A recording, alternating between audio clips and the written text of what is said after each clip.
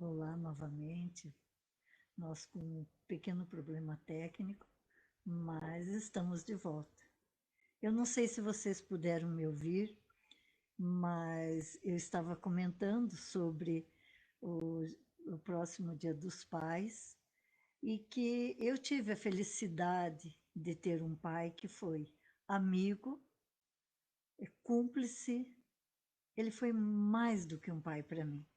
E tem muitas pessoas que não têm essa felicidade.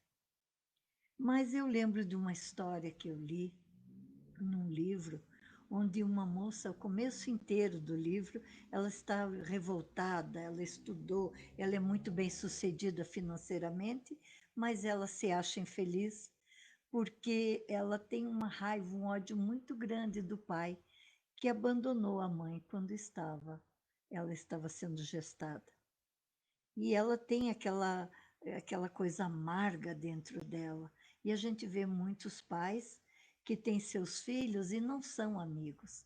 Os filhos servem de saco de pancada para que eles possam descarregar a sua raiva, as suas frustrações. E o meu pai não foi assim.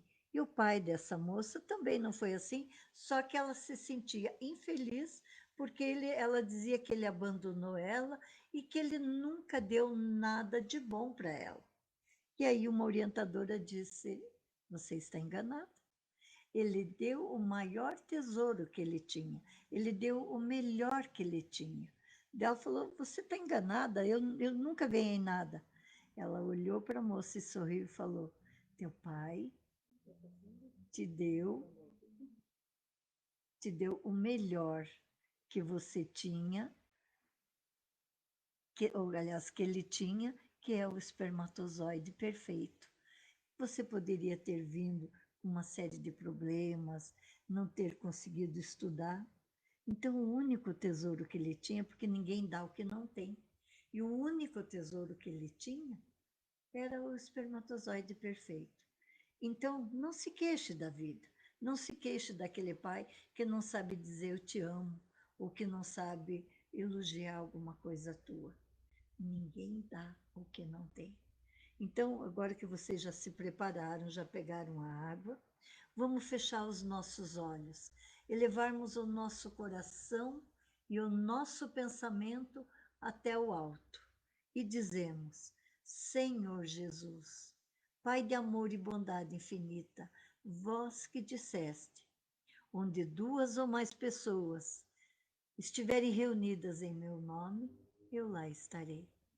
Eis-nos aqui, Pai, reunidos em teu sagrado nome, para pedirmos, ó Pai, que derrame sobre nós a tua divina e sagrada luz. Ilumina o nosso espírito, fortalece a nossa alma e guia os nossos passos. Permita, Senhor Deus, que hoje tenhamos a oportunidade de entender, de ter ouvidos de ouvir para a lição que foi destinada para o dia de hoje, que possamos ter acolhido essas palavras em nossos corações. Que assim seja, Senhor. Dai gratuitamente o que recebeste gratuitamente, o dom de cura. Restitui a saúde aos doentes, ressuscitai os mortos, curai os leprosos, expulsai os demônios, dai gratuitamente o que gratuitamente haveis recebido. São Mateus capítulo 10, versículo 8. Dai gratuitamente o que gratuitamente haveis recebido, diz Jesus a seus discípulos. Com essa recomendação, prescreve que ninguém se faça pagar daquilo por que nada pagou.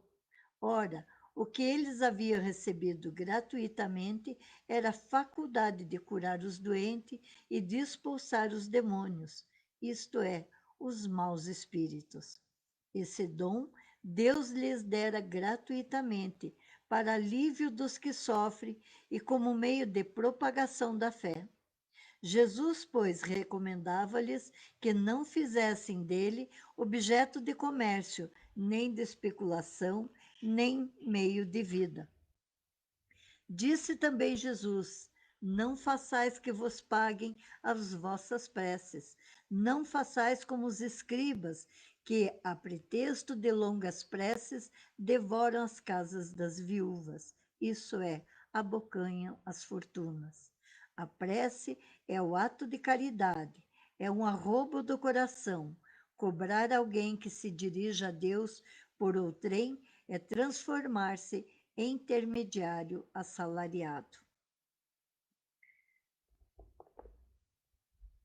Os médios atuais, pois que também o apóstolo tinha mediunidade, igualmente receberam de Deus um dom gratuito, o de ser intérpretes dos espíritos, para a instrução dos homens, para lhes mostrar o caminho do bem e conduzi-los à fé, não para lhes vender palavras que não lhes pertençam, a eles médios, visto que são frutos de suas concepções, nem de suas pesquisas, nem de seus trabalhos pessoais.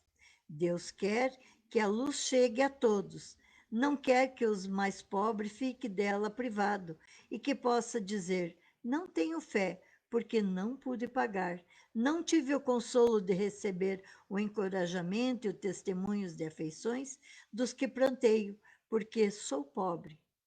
Tal a razão porque a mediunidade não constitui privilégio e se encontra por toda parte.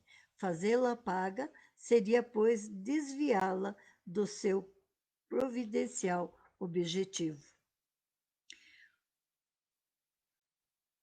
Coisa diversa é o talento adquirido pelo estudo, pelo trabalho, e que por essa razão mesma representa uma propriedade da qual naturalmente lícito é o seu possuidor tirar partido.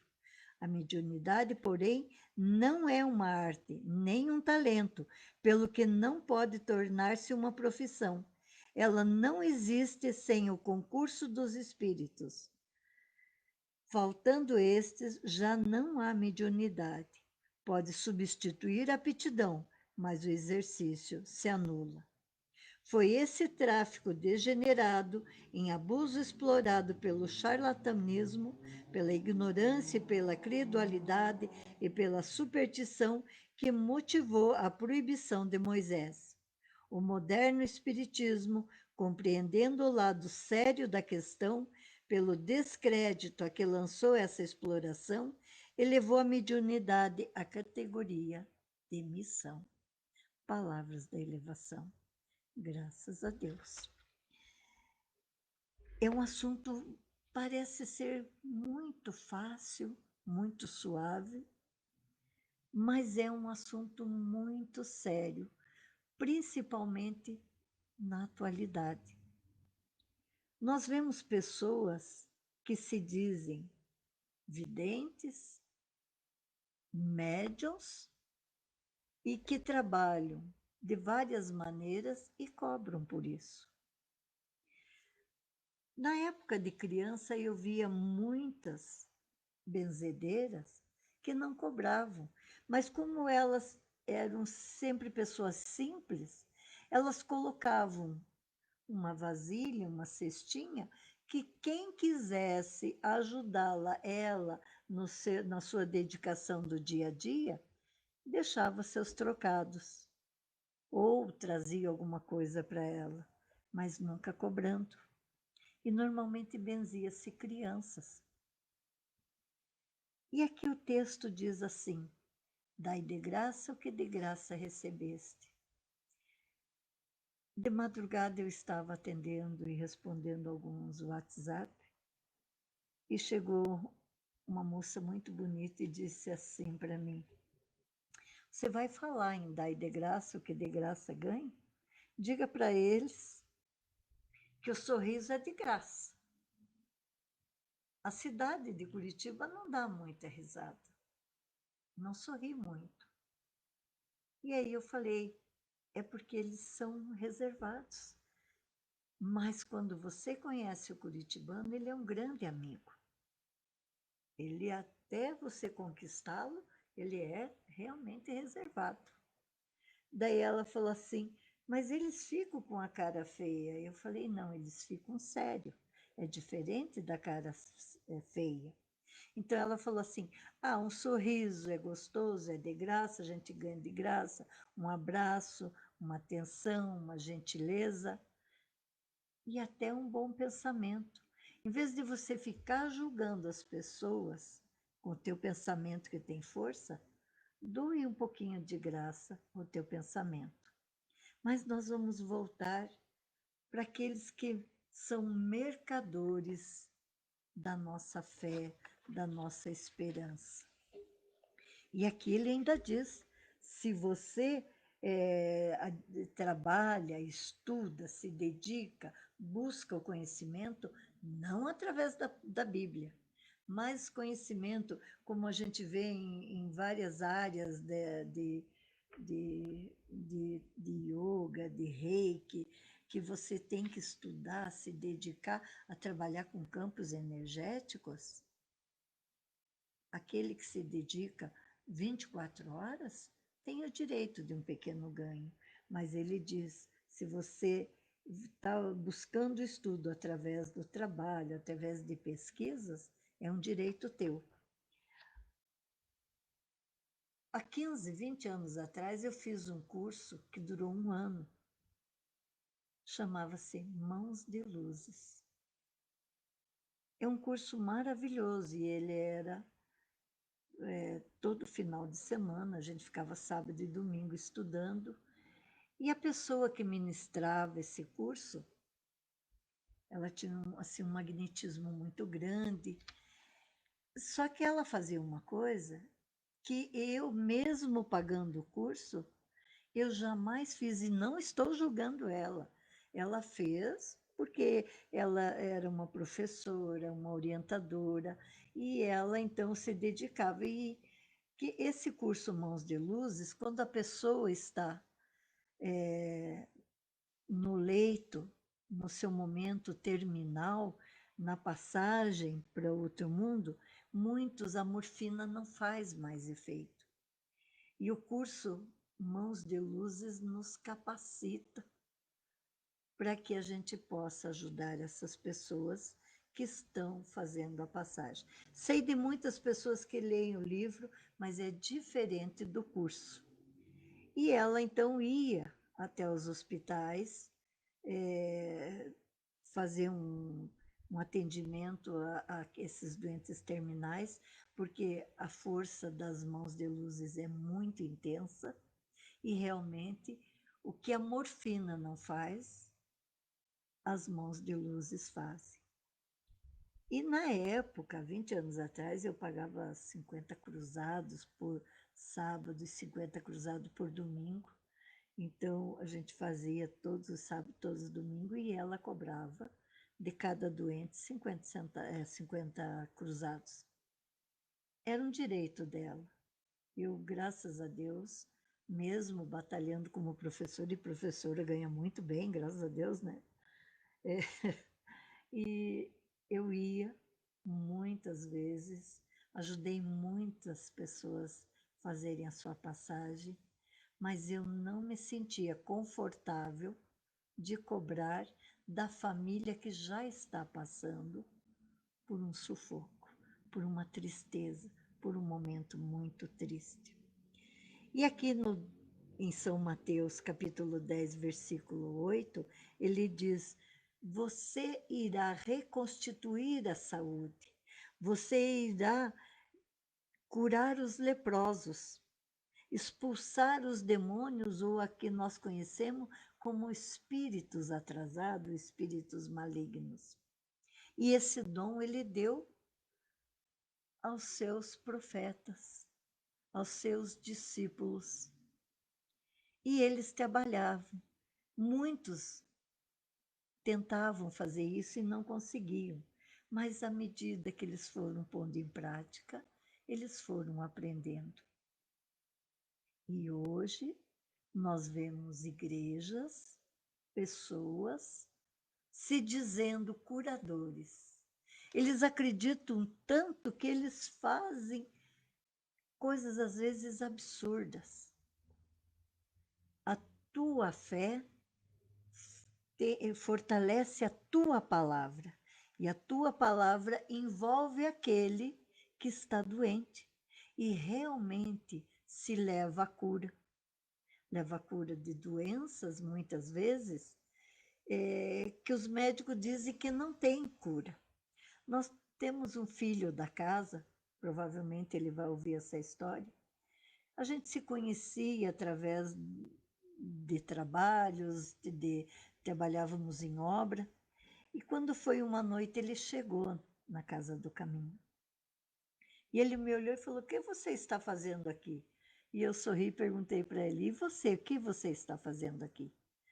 Ele tinha tido um problema sério de saúde, onde paralisou todo o rosto, o pescoço e o peito.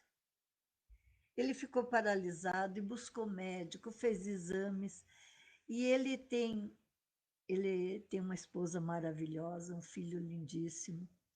E ele então começou a se sentir mal, porque essa paralisação fez com que a boca dele ficasse endurecida. Então ele ia se alimentar e a parte da boca dele então descia e escorregava os alimentos para fora. E o médico então fez vários exames e falou para ele: "Sinto muito, você vai ter que se acostumar com isso, vai ter que arrumar um jeito de você se alimentar, não com tua família, porque é desagradável a situação, mas não tem cura." E ele veio para a casa do caminho. E aquele dia, então, ele chegou, nós colocamos ele em tratamento e é pedido 9 macas.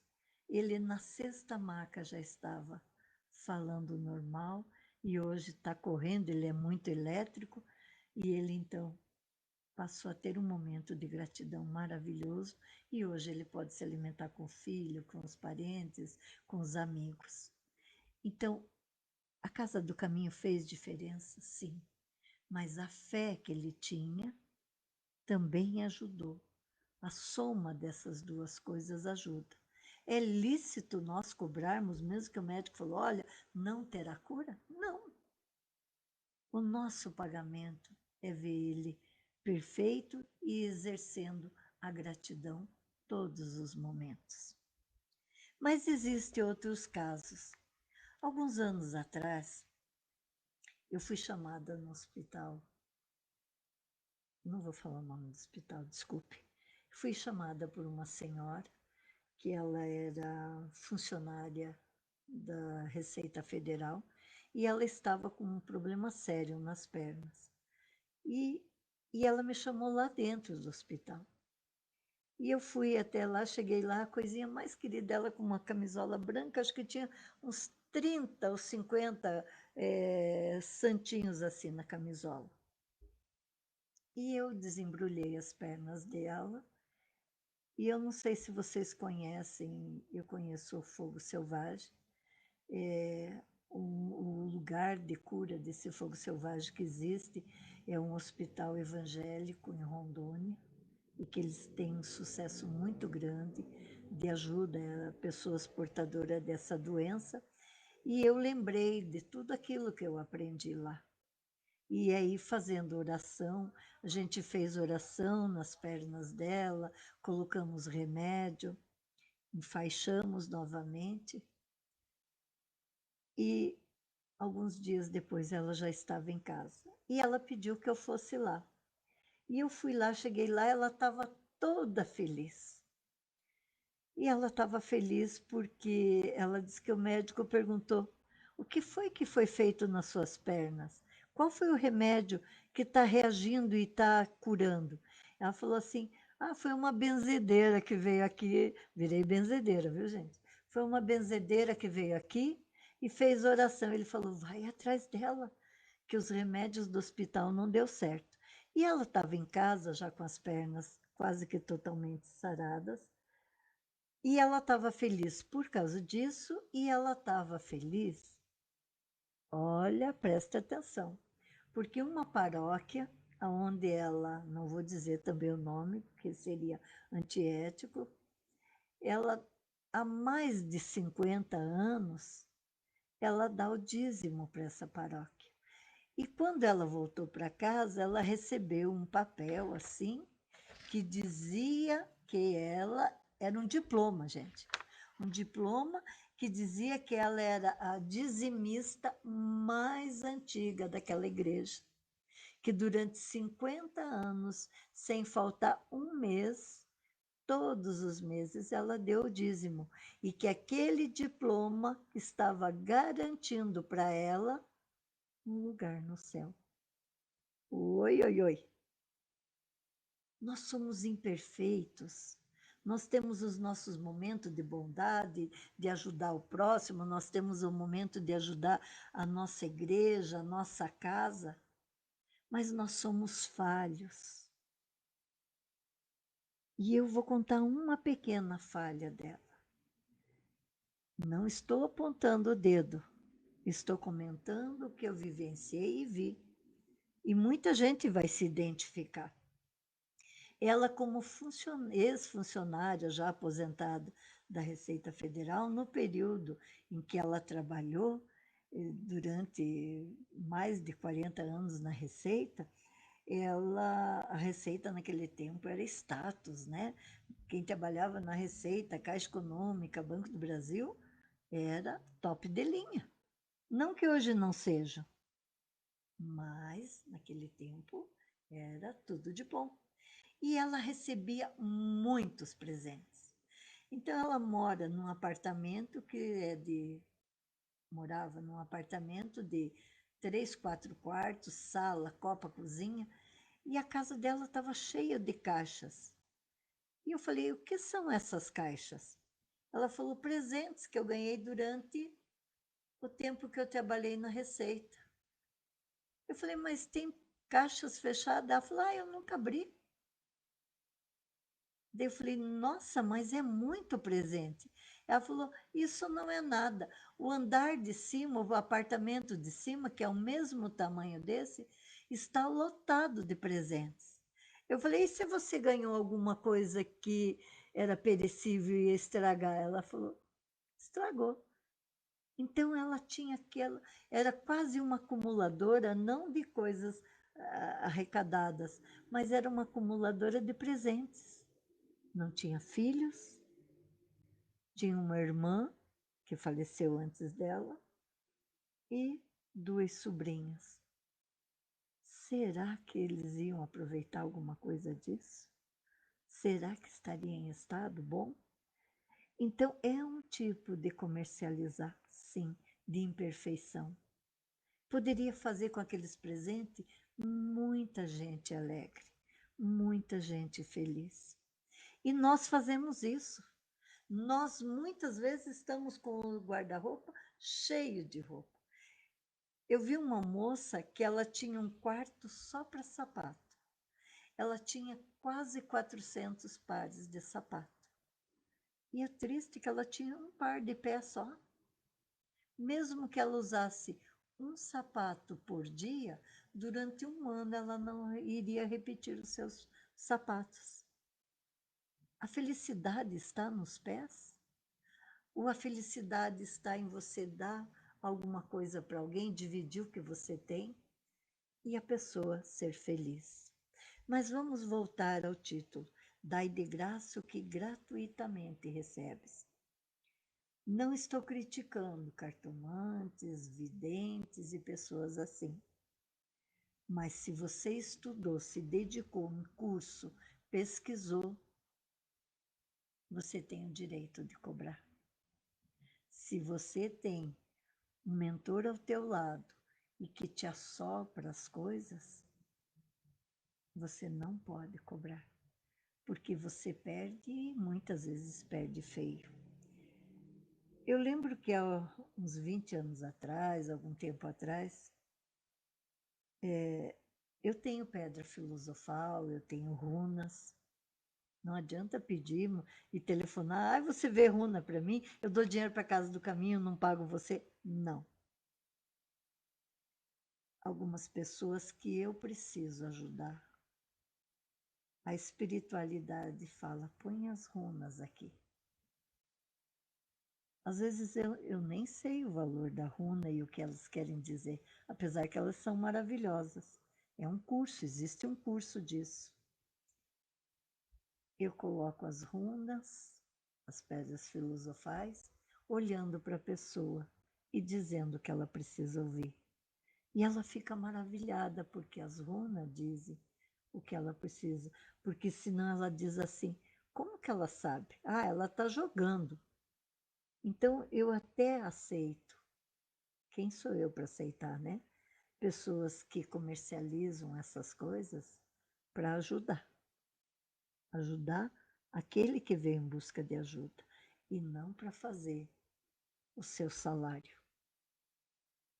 Porque Jesus dizia através de Moisés que não deveria ser consultados espíritas, porque eles falariam o que os nossos ouvidos querem ouvir, mas não o que o nosso coração necessita.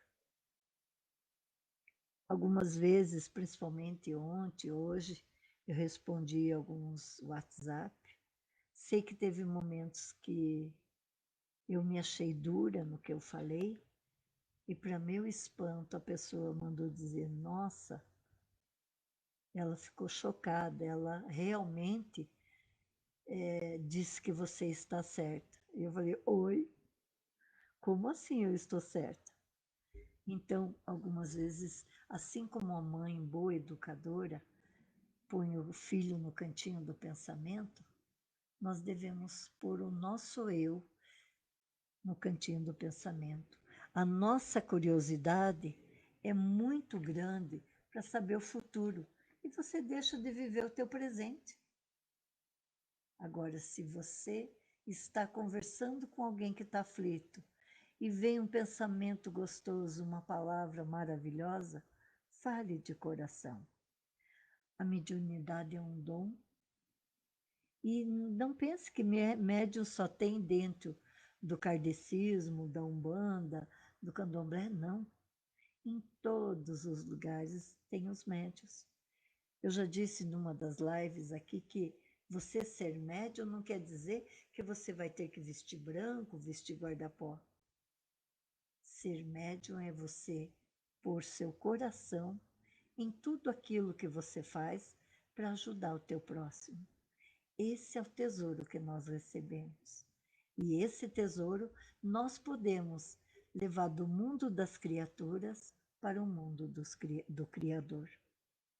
Então, quando você tem curiosidade para saber do teu futuro, veja o que você está fazendo com o teu presente. Veja o que você está fazendo com o teu dia a dia, com os dons que Deus te deu. Eu teria uma outra história para contar aqui, mas vai ficar muito evidente, desculpa, eu não pedi permissão para a pessoa de quem eu gostaria de falar. Vou pedir, se ela autorizar, sem dizer nome, eu conto para vocês. Mas é desse assunto. Cuidado, porque aqueles que estão muito adivinhando o teu futuro, através de cartas, através de outras coisas, ou através de dizer, eu vou te curar em nome de Jesus e você me dá teu apartamento, cuidado. Cuidado quem busca e cuidado quem faz. Se você ganha de graça, dê de graça. Dê um abraço de graça, dê paciência de graça. E cuidado com aqueles que se fazem portadores da palavra de Deus. Deus não fica cuidando de pequenices nossas, mas Ele cuida da nossa alma e do nosso caminhar. Você que está com a água, e você em especial, que hoje de manhã me passou um WhatsApp, você que veio agora à tarde aqui, com esses olhos pedindo um paz, uma ajuda, eu estou falando com seu coração e com o coração daqueles todos que aqui estão precisando de um remédio para dor física, para dor espiritual para a dor emocional. Eu tenho dito assim, que a pior dor é aquela que nós estamos sentindo. Não adianta eu ver o meu próximo com a perna quebrada, o osso para fora, que a gente vai dizer, nossa, coitado, mas eu estou sofrendo por amor, eu estou sofrendo porque fui passado para trás ou por falta de dinheiro. A nossa dor é maior, porque nós estamos sentindo. Então, se você tem nesse momento uma dor, ou por falta de amor, ou por falta de dinheiro, ou por falta de um equilíbrio, de uma amizade para sair, para se refazer, e você que está no isolamento, está achando que você está sozinho e que a vida não tem mais sentido, Deus está te dando uma oportunidade de você ouvir os teus pensamentos e aprender a falar com Deus. Se você está em isolamento, aprenda a falar com Deus. Deixe de ajoelhar e fazer pedido. Pai, me dá isso, Pai, me ajude aquilo. Mas tenha um momento de gratidão. Tenha um momento de dizer, Deus, eu sei que eu sou imperfeito, preciso de muitas coisas, mas alivia o meu coração. Eu sei de muita gente que está passando por esse momento e que precisam somente aprender a falar com Deus. Então, coloque a sua água. Hoje, em especial, eu estou trazendo também uma garrafinha menor, né? Tem a jarra aqui, o copo d'água, e hoje eu trouxe uma garrafinha que eu vou direcionar o remédio para uma pessoa que precisa desse remédio. Então, colocando as águas na sua frente, eleva bem o teu pensamento a Deus e diz, Senhor Deus, Jesus, vós que sois o mestre dos mestres e o médico dos médicos, colocai, Senhor Deus, nessas águas toda a medicação necessária. Permita, Senhor Deus, que as nossas mãos sejam portadoras de toda a energia vindo da egrégora espiritual que nos elucida e nos ensina no caminhar pelo planeta Terra. Permita, Senhor Jesus, que toda a medicação energética necessária se faça presente. Permita, Senhor Deus, que a tua paz, a tua luz seja levada a todos os lares, que todas aquelas pessoas que nos buscam, todas aquelas pessoas que ouvem essa oração, seja ao vivo ou depois, que recebam a tua paz, as tuas bênçãos e a tua divina proteção. Abençoai, Senhor Jesus, e protegei aqueles a quem amamos profundamente, nossos amigos, nossos familiares, nossos amores.